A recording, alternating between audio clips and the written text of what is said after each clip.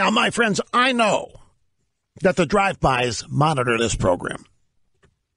I know the Clinton White House monitored this program. And I know, even though they denied it, the Obama White House monitored this program. Everybody monitors this program. Very rarely do they admit so when they react to what happens on this program. They will never admit that they monitor because they want it conveyed that I am old news, has been, yesterday's big deal, but nothing now. But they monitor every day. And I have a story here. The last 2 days, I have really hit hard on the idea that the entire premise of Russia literally affecting the outcome of a presidential election is not possible. I've even quoted Obama, who said the same thing. There are too many precincts.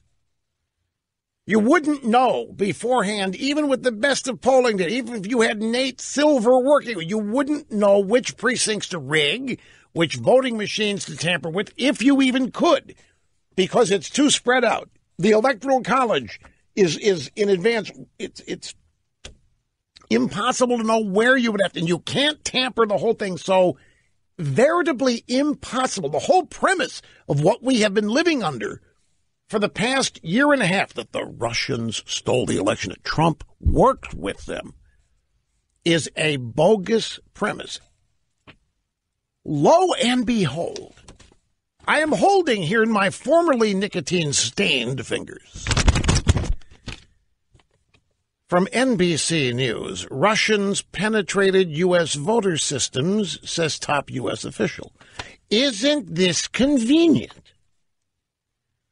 The U.S. official in charge of protecting American elections from hacking says the Russians successfully penetrated the voter registration rolls of several U.S. states prior to the 2016 election. In an exclusive interview with NBC News, Jeanette Manfra, the head of cybersecurity at the Department of Homeland Security, said she could not talk about classified information publicly, yet she does. In 2016, we saw a targeting of 21 states, and an exceptionally small number of them were actually successfully penetrated. Now, this story's been out there before. We've seen various television, newspaper stories after Russians hacked. What really happened, the timing of this story, it's designed to nuke the idea, the premise that the entire Trump investigation is bogus because the Russians couldn't do it if they wanted to. Oh, and now all of a sudden, here's the story. And not only could they want to, they did it. They got in there and they hacked the voter registration rolls. The truth of that is the Obama administration was doing that, was offering this as a service. The Obama administration, part of this whole scam, I think, they got on the phone, various states, and they said, we're worried the Russians might hack. We'd like to take a look at your system, make sure it's okay. And it was 21 states, I think, that were involved here. So these people in the swamp are not backing down. This memo comes out and they ratchet things back up.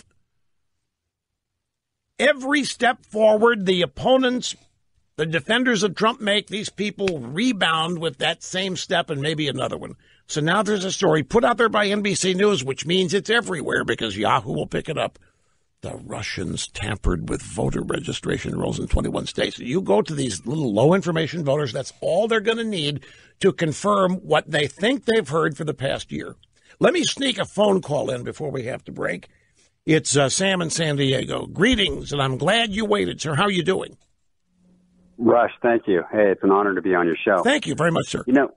Yeah, thank you. So, I was thinking about it, and, back in late summer, September, as I was feeling, the Trump surge and watching all the TV stations, CNN and all the rest, I was really surprised every time that they would interview Hillary Clinton about the email server and the Wiener laptop and all the other scandals and the FBI activity. She was always so confident. She was always so confident on TV that she wasn't going to be prosecuted, and she'd be really dismissive and make the funny laugh face. and just say, no, that's not going to happen. And so, it makes me really wonder, what did she know at that point to be so cavalier about the fact? She knew she knew that they were not going to expose anything she did because that would expose Obama. They all knew nothing was ever going to come of this. And you're right. I'll never forget. He's exactly right. There was one instance on TV where some reporter asked her if she expected to be indicted, and we got the Arkansas Broadbeam cackle. That stupid laugh that she has. Like, it was the most ridiculous thing anybody can even punish. Oh, don't be serious. And his memory is exactly right, and there was no way she was going to be. And she knew. And knowing all of that, I mean, the confidence that inspires and everything. By the way, there's one other little new bit of information to add this. Former President George W. Bush said today that there's pretty clear evidence that the Russians meddled in the 2016 presidential election. This is a story from the AP, and they follow that by writing forcefully rebutting fellow Republican Donald Trump's denials of Moscow trying to affect the vote. Without mentioning Trump by name, Bush appeared to be pushing back on Trump's attempts to have warmer relations with Russia, as well as his comments on immigration.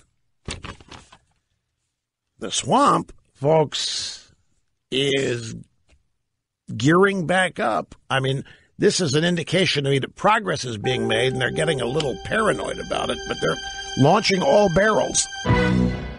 George W. Bush was making a speech in Abu Dhabi, United Arab Emirates. He said, yeah, there's pretty clear evidence the Russians meddled in our election. Whether they affected the outcome, that is another question. Well, that doesn't matter to anybody anymore, just the fact that they meddled. And I'm not accepting it.